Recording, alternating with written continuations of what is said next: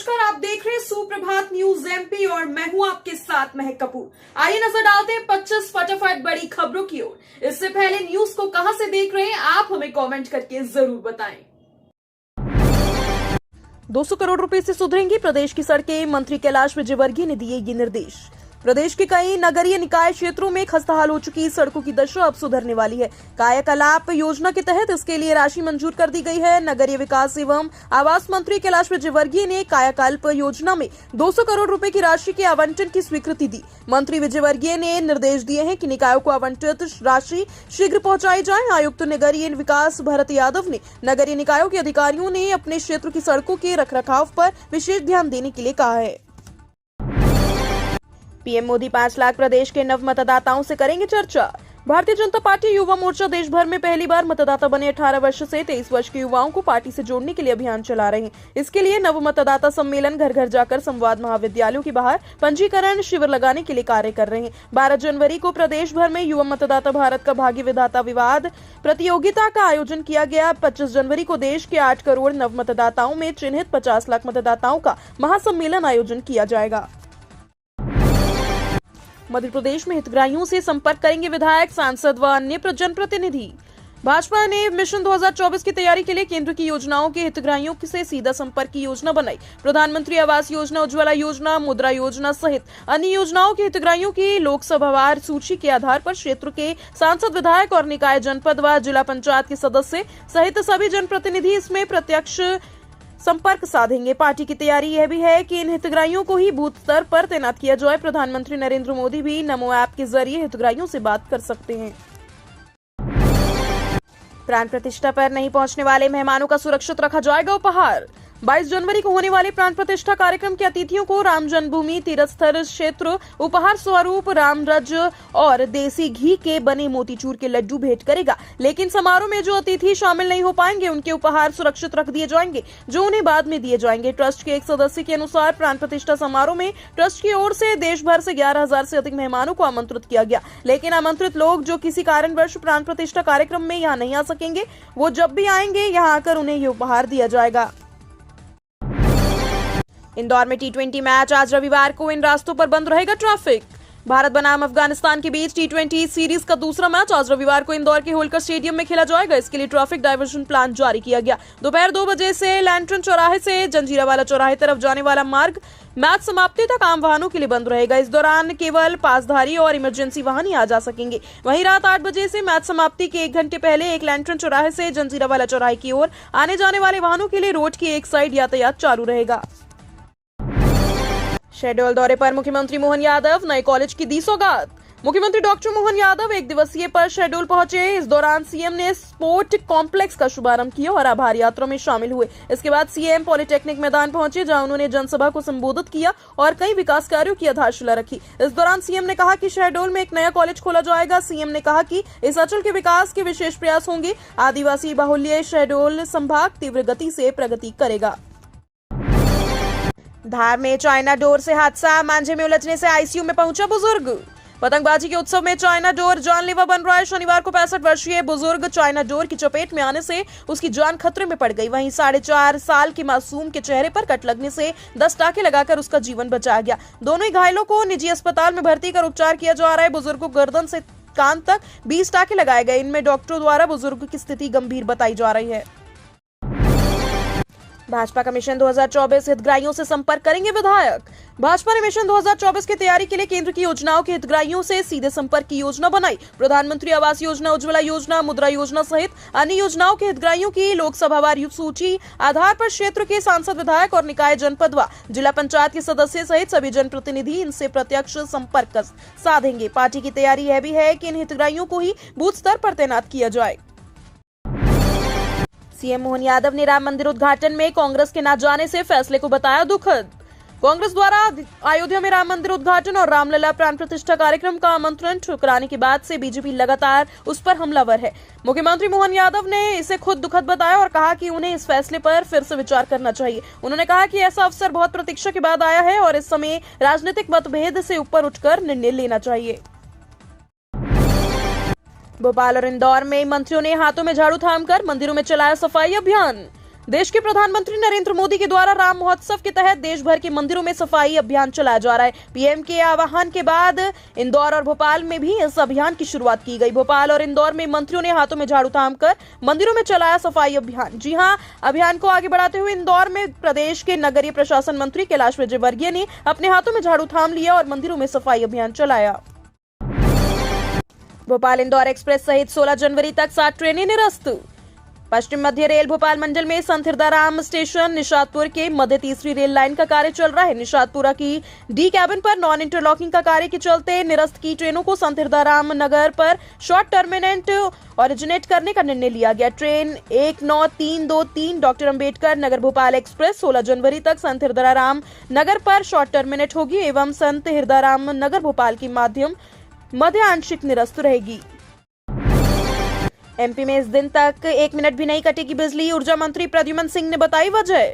अयोध्या में 22 जनवरी को श्री रामलला प्राण प्रतिष्ठा के दौरान घर पर आयोजन देखने वालों के लिए कोई व्यवधान न हो, इसको लेकर ऊर्जा मंत्री प्रद्युमन सिंह तोमर का बड़ा बयान सामने आया। ऊर्जा मंत्री ने कहा कि 22 जनवरी को पूरा देश खुशियों और हर्षोल्लास बनाएगा। इस दौरान बिजली विभाग ने ऐलान किया है कि पूरे मध्य प्रदेश में 1 मिनट के लिए भी लाइट नहीं जाएगी, क्योंकि इस दिन हर घर में भगवान श्री रामलला की प्राण प्रतिष्ठा के आयोजन को हर घर में देखा जाएगा।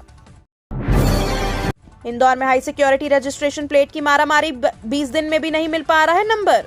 हाई कोर्ट के निर्देश पर परिवहन विभाग द्वारा 1 अप्रैल 2019 से पहले वाहनों में हाई सिक्योरिटी रजिस्ट्रेशन प्लेट लगाई जा रही है। इंदौर में 9 लाख वाहनों में नंबर प्लेट लगाई जानी थी, लेकिन अब तक करीब 3 लाख वाहनों में ही नंबर प्लेट लगा पाई। 6 लाख वाहनों में नंबर प्लेट लगाई जानी बाकी है। 15 जनवरी अंतिम तारीख तय होने से बड़ी संख्या में बुकिंग हो रही है। ऐसे में नंबर प्लेट 20 दिन बाद भी लोगों को नहीं मिल पा रही। परीक्षा रिजल्ट, डिग्री सहित अन्य समस्याओं के समाधान को लेकर वीसी हेल्पलाइन शुरू। परीक्षा रिजल्ट, डिग्री, माइग्रेशन से जुड़ी विद्यार्थियों की समस्या का समाधान निकालने के लिए देवी अहिल्या विश्वविद्यालय अब नया प्रयोग करने जा रहा है। पहली बार विश्वविद्यालय में वीसी हेल्पलाइन शुरू की गई। इसके माध्यम से छात्र छात्राएं अधिकारियों तक अपनी समस्या पहुंचा सकेंगे। विश्वविद्यालय प्रशासन ने एक विशेष ईमेल बनाया है जिस पर विद्यार्थियों को अपनी शिकायत से संबंधित दस्तावेज व प्रमाण पत्र देने होंगे।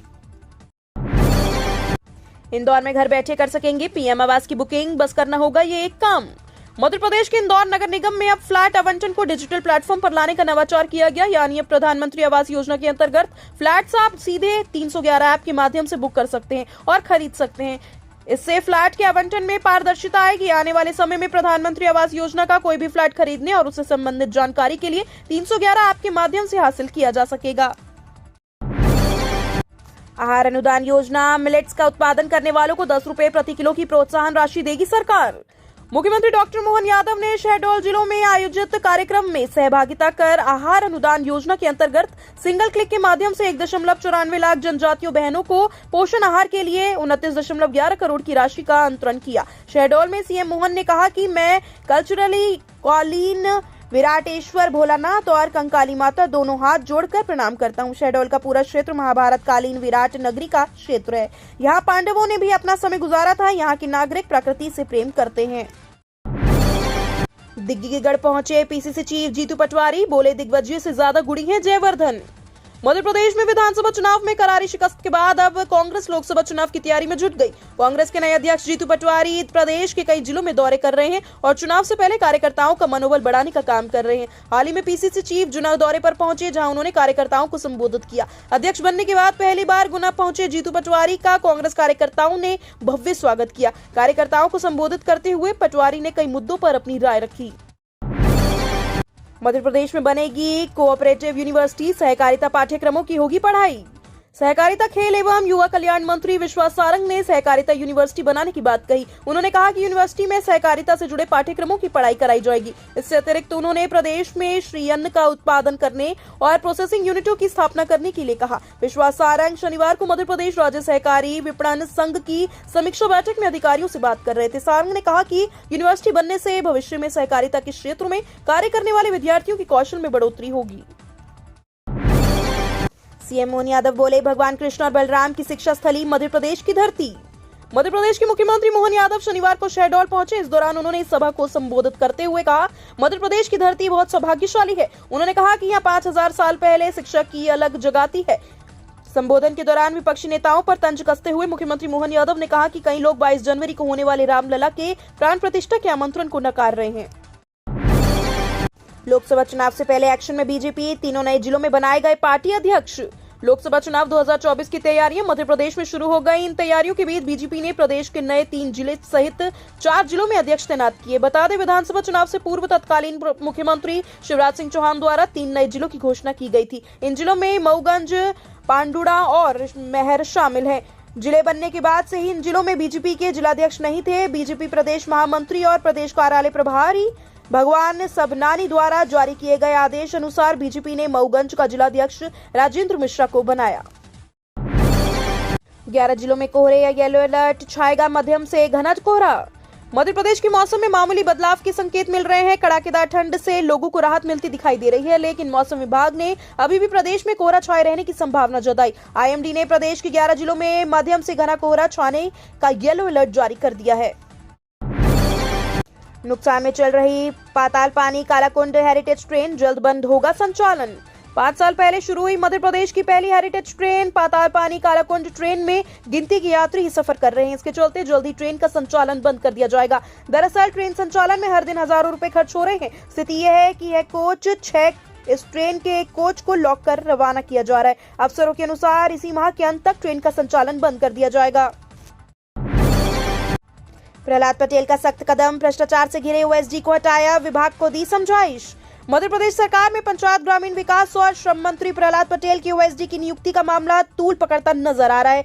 उन्होंने खुद इस मामले से सोशल मीडिया पर पोस्ट लिखी। दरअसल पहले जब ओएसडी की नियुक्ति हो गई तो उस पर भ्रष्टाचार के आरोप के बाद उन्हें हटाकर अब अस्थायी तौर पर नए ओएसडी की नियुक्ति कर दी गई। इसे लेकर उन्होंने नाराजगी जताई और विभाग को जिम्मेदारी से काम करने की सलाह दी। इस बार में जिला स्तर पर रैंडम पद्धति से केंद्राध्यक्षों की होगी तैनाती।